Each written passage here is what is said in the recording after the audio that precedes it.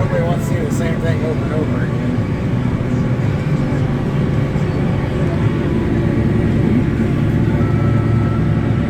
Definitely don't look into the sun, because they always see the sun.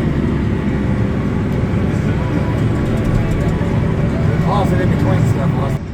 Well, guys, we're going a different field to fill up and to go back to the other field and plant it to get the field done, to get it done. So we're heading to another field, which is about 3 miles away. We ran out of seed with about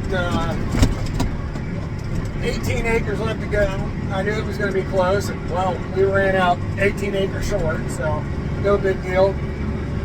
And we're going to fill up with seed. We're going to start on about 130 acres where we're located at, and we'll quit there for the night. I don't feel like driving back across here and unfolding and planting 18 acres and then carrying on. So we'll see what tomorrow brings.